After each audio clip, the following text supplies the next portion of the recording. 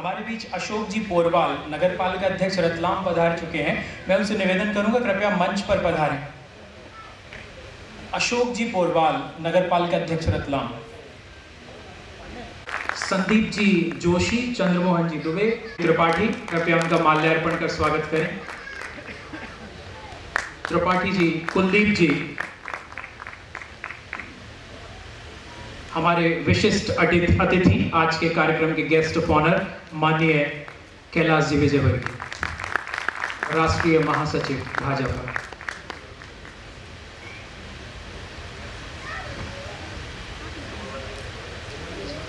पोरवाल जी का स्वागत करें नरेंद्र त्रिपाठी जी, संदीप जी, चंद्रमोहन जी।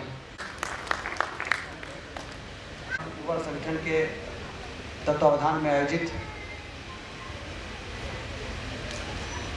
ब्राह्मण रोजगार हेल्पलाइन के लोकार्पण के इस अवसर पर मंच पर विराजमान सिर्फ इंदौर में जिनकी लोकप्रियता की चर्चा नहीं होती, समूचे मध्य प्रदेश में कोई भी राजनीतिक व्यक्ति किस प्रकार से लोकप्रिय होना चाहिए, जब इसकी चर्चा होती है तो आदरणीय कैलाश विजयवर्गीय जी का नाम लिया जाता है। ऐसे भारतीय जनता पार्टी के राष्ट्रीय महामंत्री आदरणीय कैलाश विजयवर्गीय जी, कार्यक्रम की अध्यक्षता कर रहे वरिष्ठ पत्रकार और हमारे बहुत ही अनन्य मित्र आदरणीय हृदय दीक्षित जी, इस क्षेत्र के लोकप्रिय विधायक जिनको मतलब कायदे से यदि आदमी हिसाब लगाए कि कोई व्यक्ति 92,000 वोट से कैसे जीत सकता है तो अंदाज नहीं लगा सकता। जीत की भी कोई सीमा होती है, उस सीमा को पार करके ऐसे बहुत ही लोकप्रिय अपने क्षेत्र के जनता के हृदय में राज करने वाले आदरणीय रमेश मंडोला जी,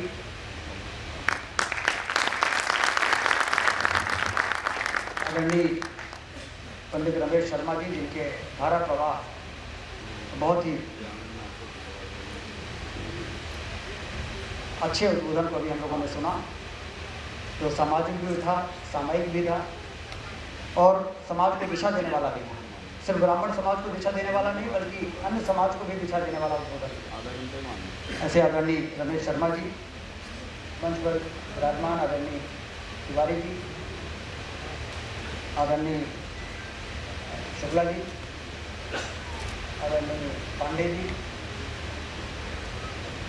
इस कार्यक्रम के संयोजक पंडित योगेश मिश्रा जी, संयोजक पंडित चंद्रमोहन दुबे जी, पंडित वीरेंद्र व्यास जी, पंडित संदीप जोशी जी और सभी मंच पर विराजमान विभूतियाँ यहाँ पर उपस्थित हैं और इस सभागार में उपस्थित ब्राह्मण समाज के सभी आदरणीय माताएं, बहनें और उपस्थित बंधुओं,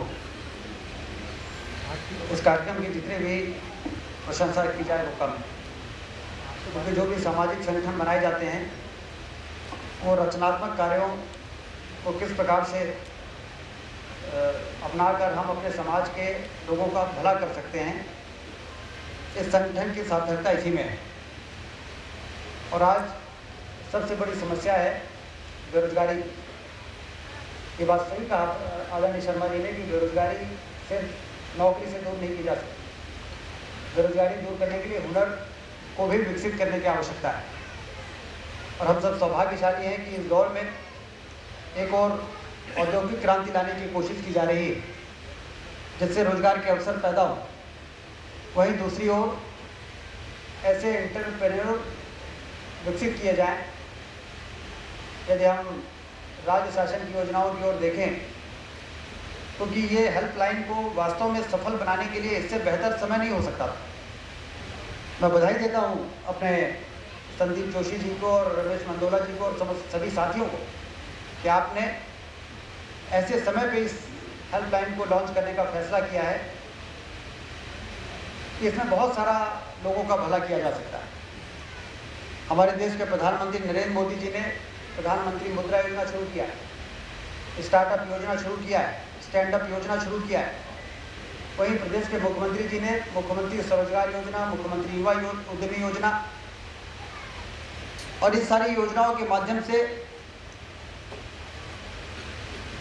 रोजगार के अवसर पैदा होने की दिशा में बहुत बड़ा काम होने जा रहा है। और ऐसे समय में यदि हमने अपने समाज के लोगों का रजिस्ट्रेशन करना शुरू कर दिया, उनको गाइड करना शुरू कर दिया,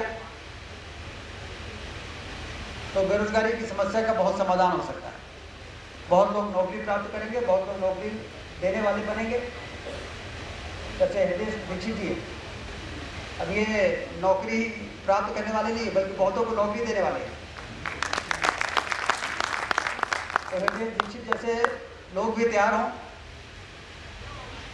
मैंने देखा है कि आपने इस हेल्पलाइन में कई नंबर डायल करके, यदि एक आप डायल करेंगे तो एक सुविधा मिलेगी, 2 नंबर डायल करेंगे तो दूसरी सुविधा मिलेगी। आप उद्योगपति बन सकते हैं, इसके लिए दूसरा नंबर डायल करेंगे तो आपको बताया जाएगा कि स्टार्टअप इंडिया के लिए आपको क्या करना है, स्टैंड अप इंडिया के लिए क्या करना है, युवा उद्यमी योजना में 1 करोड़ का लोन लेने के लिए आपको क्या करना है। और इसलिए मैं वास्तव में अपने सर्व ब्राह्मण युवा संगठन की जितनी भी तारीफ करें वो कम। आप लोगों ने वास्तव में रचनात्मक दिशा में काम करने के लिए आपने एक ऐसा उदाहरण प्रस्तुत किया है तो सिर्फ ब्राह्मण समाज का भला नहीं करेगा, विभिन्न समाजों में काम करने वाले संगठनों को भी दिशा देने का काम करेगा। और इसलिए मैं बहुत बधाई देता हूं। और चूंकि उद्योग, वाणिज्य और रोजगार का विभाग मेरे पास है और इस विभाग के माध्यम से एक और इंडस्ट्रियलाइजेशन को बढ़ाने का काम होता है, वहीं दूसरी ओर रोजगार के लिए प्लेसमेंट जैसे काम, जॉब फेयर, रोजगार मेला वगैरह लगाने के बाद किसका कहाँ पे प्लेसमेंट किया जा सकता है उसका काम होता है। और इसलिए आपके इस पवित्र मिशन में इस विभाग के माध्यम से क्या भला किया जा सकता है, किस तरीके से आपकी मदद की जा सकती है, जैसा हृदय दीक्षित जी ने अपेक्षा की है, उसमें भी मैं कोई कोर कसर छोड़ूंगा नहीं, मैं आपको आश्वस्त करता हूँ। और फिर से सभी को बधाई देता हूँ क्योंकि मैं देख रहा हूँ कि आपने अपने तमाम वरिष्ठ लोगों का आशीर्वाद देके इस पवित्र काम को लॉन्च किया है। तो अब पूरा इंदौर के जो जितने भी ब्राह्मण समाज के गणमान्य लोग हैं हो सकते हैं, तो सारे यहाँ पर बैठे हैं। आदरणीय कैलाश विजयवर्गीय जी यहाँ पर विराजमान हैं, जिनका आपके संगठन को बहुत बड़ा आशीर्वाद है। और मुख्यमंत्री जी का पत्र आदरणीय रमेश शर्मा जी ने पढ़ के ये बताया है कि किस तरीके से प्रदेश सरकार आपके इस मिशन में आपका सहयोग करने के लिए पूरी तरीके से तैयार है।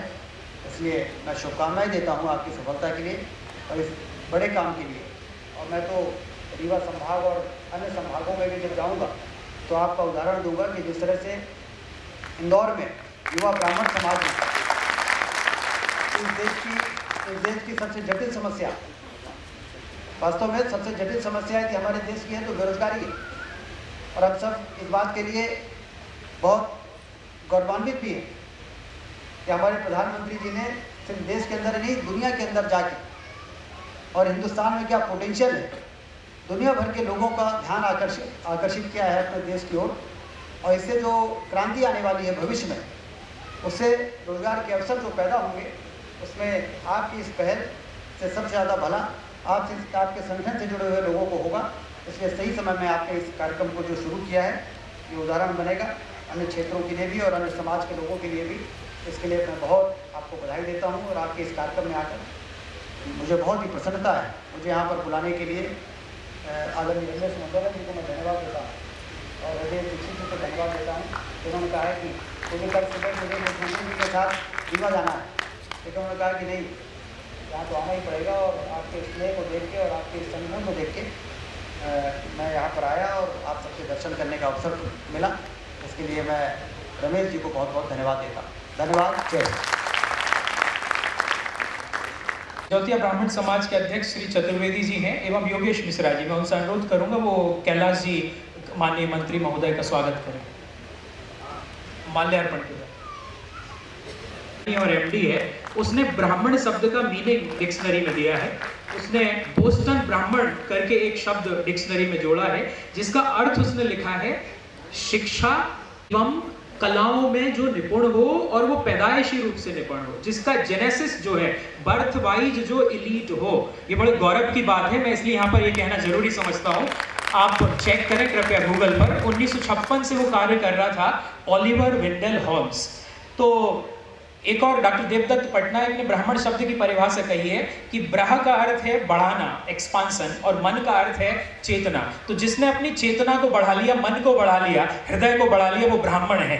ऐसे ब्राह्मण कैलाश जी विजयवर्गीय का मैं स्वागत करता हूँ। वो अपने शब्दों से और अपने ज्ञान से हमको आशीर्वाद दें।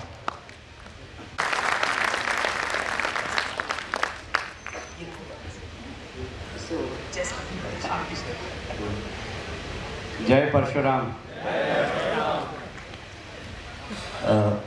मंच पर उपस्थित सामने आ जाओ। मंच पर उपस्थित आज समारोह के मुख्य अतिथि, और ये जब पहली बार विधायक बनकर आए थे तो मैंने किसी से कहा था ये एलआरजी हैं। एलआरजी का मतलब लंबी रेस का घोड़ा। राजनीति के अंदर जो बहुत दूर तक जाते हैं उनको बोलते हैं एलआरजी, हमारी राजनीतिक भाषा में। ये पहली बार चुन के आए थे तो मैंने इनको बुला के बोला था, शायद इनको याद होगा राजन जी को घर पे, कि आप इस पार्टी के अंदर बहुत लंबी रेस के घोड़े। और आज मुझे बहुत गर्व है कि वो विभाग आपके पास है जिस विभाग को मैंने 5 साल चलाया, और इसलिए मुझे बहुत प्रसन्नता है। आज के मुख्य अतिथि श्री राजीव शुक्ला जी, भाई रदेश जी, रमेश शर्मा जी, बड़े भैया तिवारी जी, विनायक पांडे जी, सभी मंच पर उपस्थित। मंच बड़ा गरिष्ठ और वरिष्ठ है, इसलिए आदरणीय मंच को प्रणाम करता हूँ। यहाँ पर उपस्थित सभी विप्रजनों के चरणों में प्रणाम, सभी देवियों को प्रणाम। मैं व्हाट्सएप रोज सुबह देखता हूँ, महाकाल के दर्शन करता हूँ, बीच में कहीं कहीं राशिफल भी आ जाता तो वो भी पढ़ लेता हूँ। तो आज मेरी राशिफल में लिखा था कि अगर 2 तुला राशि के लोग अच्छा भाषण दे दें तो उसके बाद मिथुन राशि के आदमी को बिल्कुल नहीं बोलना चाहिए।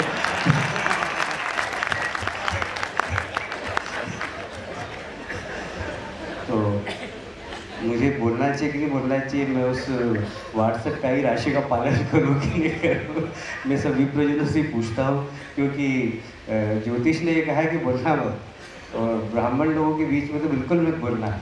पर फिर भी अब जब खड़ा किया है तो मैं भी क्या सोचता हूँ, विचार करता हूँ कि अब मेरे क्या भाषण देना, और अगर मेरे को मौका नहीं मिलता तो मेरी पत्नी को सुना चल सकती तो भाषण सुनो मेरा, आज वहाँ मेरे को मौका नहीं मिला। तो मैं वो बोर नहीं हो, इसलिए मैं अपनी बात कह देता हूँ। देखिए रमेश जी बहुत ही मतलब बहुत ही पारिवारिक आदमी है। परिवार उनका नहीं है पर बड़े पारिवारिक आदमी, ऐसे बहुत कम लोग रहते हैं खुद का परिवार नहीं हो, वो परिवार के बारे में सोचे।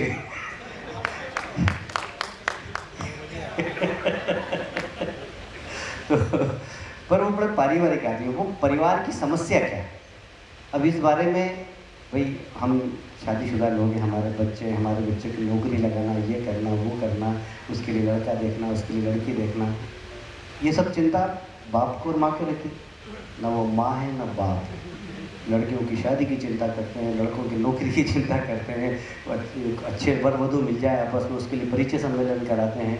तो मतलब यार ये तो कोई दिव्य पुरुष ही कर सकता है, कोई इसका खुद का कोई परिवार नहीं हो, वो अगर ये काम करता है सारे के सारे। भाई हम लोग करें, हम तो भैया हमारे 2 बेटे, पहले बेटे की शादी हो गई, दूसरे की करना है, तो बहुत सारे संबंध आ रहे हैं, तो हम सोचते हैं कि भाई अच्छे घर की, भली गरीब लड़कियों पर संस्कारवान अपने घर में आए।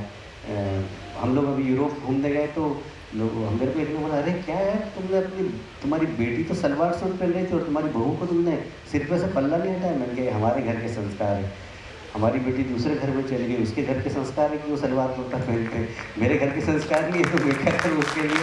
तो मेरी माता जी इजाज़त नहीं देती कि सिर पे से पल्ला नहीं हटाना, भली दुनिया में कहीं पे भी घूमो, तो ये हमारे घर के संस्कार है। तो एक्चुअल में संस्कार एक बहुत बड़ा, बहुत व्यापक शब्द है, ये बहुत छोटा 3.5 शब्दों का, पर इसके अंदर दुनिया समझ ली। मैं क्या कह रहा हूँ, दुनिया समझ। शर्मा जी ने बहुत अच्छी बात बोली कि व्हाट्सएप नहीं देखना चाहिए, बच्चों को बोलना चाहिए कि व्हाट्सएप नहीं देख। मैं कहता हूँ कि यदि आपने संस्कार रूपी बीज उसमें डाल दिया तो बोले देख व्हाट्सएप, कुछ भी नहीं होगा, क्योंकि संस्कार है। यदि आप बच्चों को किसी काम के लिए रोकेंगे ना तो और ज़्यादा करेंगे, इसलिए रोको मत, करने दो। और पर उनमें संस्कार ऐसा डालो कि अब देखिए नजरिए का फर्क रहता है सर। शिवाजी महाराज के पास उस समय मुगल हिंदुओं की सुंदर सुंदर कन्याओं को उठाकर ले जाते थे। तो शिवाजी महाराज के सैनिक ने एक बहुत सुंदर नवाब की महारानी को उठा के ले आए, बोले कि वो भी ले जाते तो हम भी ले आए। तो देखिए संस्कार का क्या फर्क होता है। जब शिवाजी महाराज के सामने वो खूबसूरत महिला आई तो शिवाजी महाराज ने क्या कहा, प्रणाम किया कि काश मेरी माँ भी ऐसी होती तो मैं भी ऐसा खूबसूरत होता। ये संस्कार है। तो वास्तव में आज जिस चीज की कमी है वह है संस्कार। हम संस्कार डालें बच्चों को, हम समय दें बच्चों को। कभी भी माता पिता आजकल इतने व्यस्त हो गए, काम भी इतने सारे हैं कि टीवी पे इतने सारे चैनल और इतने सारे वो आते हैं कि भाभी जी घर पे है, नहीं देखो तो साला पड़ोसन के लिए देखा कि नहीं देखा है। तो काम कितना बड़ा है ये, क्योंकि पड़ोसी पूछ रहा था कि आज देखा कि नहीं देखा, तो फिर एकदम अपनी इज्जत खराब हो जाएगी। लोग घर में टीवी इनने देखा ही नहीं, भाभी जी आज घर पर है, तो वो भी काम है ना। तो इतने सारे काम है घर के अंदर कि बच्चों को कब संस्कार दे, इसके लिए समय नहीं मिलता।